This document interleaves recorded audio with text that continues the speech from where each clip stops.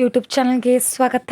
ಎಲ್ಲರಿಗೂ ನಮಸ್ಕಾರಗಳು ಅಂತ ಹೇಳ್ತಾ, ಸಾವಿರಾರು ಶಿಕ್ಷಕರು ಇನ್ನೂ ಕೂಡ ನೇಮಕಾತಿ ಇಲ್ಲದೆ ತುಂಬಾ ಕಷ್ಟಗಳನ್ನು ಅನುಭವಿಸಿದ್ರು ಅಂತ ಹೇಳ್ಬೇಕು. ಯಾಕಂದರೆ ಒಂದು ಶಿಕ್ಷಣ ಸಂಸ್ಥೆಯಲ್ಲಿ ಗೆಸ್ಟ್ ಟೀಚರ್ ಆಗಿ ಒಂದು ಜಾಬ್ ಮಾಡೋರಿಗೆ ಗೊತ್ತು ಅದು ಏನು ಕಷ್ಟ ಅನ್ನೋದು.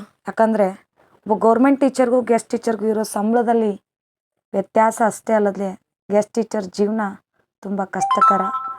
ಸಮಾನವಾಗಿ ಒಂದು ಡ್ಯೂಟಿ ಮಾಡಿದ್ರೂ ಕೂಡ ಸಂಬಳ ಕಮ್ಮಿ. ಆ ಮನೆ ನಿರ್ವಹಣೆ ಮಾಡೋಕ್ಕೆ ತುಂಬ ಕಷ್ಟ. ಅಂಥದ್ರಲ್ಲಿ ಮಧು ಬಂಗಾರಪ್ಪನವರು ನಮ್ಮೆಲ್ಲರ ಒಂದು ಸಚಿವರಾದಂಥ ಅವರು ನಮ್ಮ ಕೋರಿಕೆನ ಈಡೇರಿಸಿದ್ದಾರೆ. 18,000 ಶಿಕ್ಷಕರ ನೇಮಕಾತಿ ಹೀಗೆ ಹಾಗೂ ಅಡುಗೆ ಸಿಬ್ಬಂದಿಯವರ ಗೌರವಧನ ಹೆಚ್ಚಳಕ್ಕೆ ಮುಖ್ಯಮಂತ್ರಿಯವರ ಕಡೆ ಚರ್ಚೆ ಮಾಡಿ ಇವಾಗ ಅತಿಥಿ ಶಿಕ್ಷಕರ ಒಂದು ಗೌರವಧನಕ್ಕೂ ಕೂಡ 2,000 ರೂಪಾಯಿ ಹೆಚ್ಚಳ ಮಾಡಿದರು. ಹೀಗೆ ಮತ್ತೆ ಅಡುಗೆ ಸಿಬ್ಬಂದಿಯವ್ರಿಗೆ ಇನ್ನೂ ಕೂಡ 1,000 ಹೆಚ್ಚು ಮಾಡಿದರು. ಅದರ ಬಗ್ಗೆಯೂ ಮುಂದೆ ಮತ್ತೆ ಡಿಸ್ಕಷನ್ ಮಾಡ್ತಾ ಇದ್ದಾರೆ. ಈಗ ಶಿಕ್ಷಕರ ನೇಮಕಾತಿ ಬಗ್ಗೆಯೂ ಅವ್ರ ಜೊತೆ ಒಂದು ಚರ್ಚೆನ ಮಾಡಿಬಿಟ್ಟು ಇವಾಗ ಕರ್ನಾಟಕದ ರಾಜ್ಯದ ಶಿಕ್ಷಣ ಕ್ಷೇತ್ರದಲ್ಲಿ ಉದ್ಯೋಗಾಕಾಂಕ್ಷಿಗಳಿಗೆ ಸಿಹಿ ಸುದ್ದಿಯೊಂದನ್ನು ಶಾಲಾ ಶಿಕ್ಷಣ ಸಚಿವರಾದಂಥ ಮಧು ಬಂಗಾರಪ್ಪನವರು ಘೋಷಿಸಿದ್ದಾರೆ. ರಾಜ್ಯ ಸರ್ಕಾರವು 18,000 ಶಿಕ್ಷಕರ ನೇಮಕ ಮಾಡಿಕೊಳ್ಳುತ್ತು. ಈ ಪೈಕಿ ಕಲ್ಯಾಣ ಕರ್ನಾಟಕ ಭಾಗದಲ್ಲಿ 5,000 ಶಿಕ್ಷಕರ ನೇಮಕಾತಿಗೆ ಈಗಾಗಲೇ ಅನುಮೋದನೆ ನೀಡಲಾಗಿದೆ. ಜೊತೆಗೆ ಶಾಲಾ ಅಡುಗೆ ಸಿಬ್ಬಂದಿ ಗೌರವಧನವನ್ನು ಹೆಚ್ಚಿಸಲು ಚಿಂತನೆ ನಡೆಸಲಾಗುತ್ತಿದೆ ಅಂತ ಹೇಳಿದ್ದಾರೆ. ಹಾಗೆ ಸರ್ಕಾರಿ ಶಾಲೆಗಳ ಶಿಕ್ಷಕರ ಕೊರತೆಯನ್ನು ನೀಗಿಸಲು ಮತ್ತು ಶಿಕ್ಷಣದ ಗುಣಮಟ್ಟವನ್ನು ಇನ್ನಷ್ಟು ಸುಧಾರಿಸಲು ಈ ಒಂದು ಅತಿ ಶೀಘ್ರದಲ್ಲಿ ಶಿಕ್ಷಕರ ನೇಮಕಾತಿಯನ್ನು ಮಾಡುತ್ತೇವೆ ಅಂತ ಎಲ್ಲರಿಗೂ ಕೂಡ ಹೇಳಿದ್ದಾರೆ.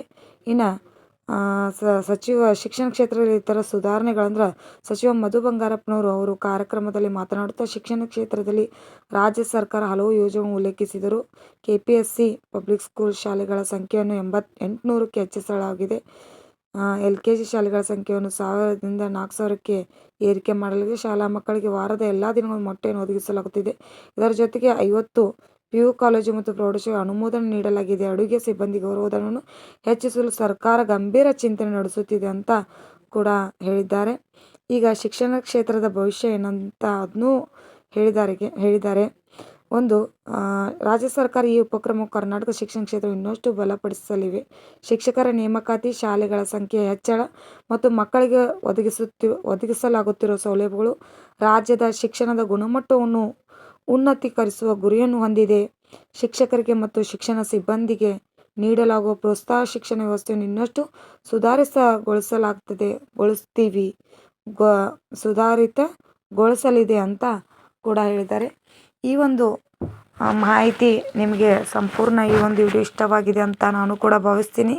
ಈ ಒಂದು ವಿಡಿಯೋ ಪ್ಲೀಸ್ ಬೇರೆದವ್ರಿಗೂ ತಲುಪಕ್ಕೆ ಶೇರ್ ಮಾಡಿ, ಹಾಗೆ ಕಮೆಂಟ್ ಮಾಡಿ, ಒಂದು ಲೈಕ್ ಕೊಡಿ ಅಂತ ಕೇಳ್ತಾ, ಈ ವಿಡಿಯೋನ ಪ್ರತಿಯೊಬ್ಬರಿಗೂ ಶೇರ್ ಮಾಡೋದ್ರಿಂದ ಯೂಸು, ಹಾಗೆ ವಿಡಿಯೋ ಬೇರೆದವ್ರಿಗೆ ಹೇಳೋದ್ರಿಂದ ಬೇರೆದವ್ರಿಗೂ ಕೂಡ ಉಪಯೋಗ ಆಗುತ್ತೆ ಅಂತ ಹೇಳ್ತಾ ಈ ಒಂದು ವಿಡಿಯೋನ ಇಲ್ಲಿಗೆ ಮುಗಿಸ್ತಾ ಇದ್ದೀನಿ. ವಿಡಿಯೋ ಇಷ್ಟವಾದರೆ ಪ್ಲೀಸ್ ಲೈಕ್ ಮಾಡಿ, ಸಬ್ಸ್ಕ್ರೈಬ್ ಮಾಡಿ. Thank you.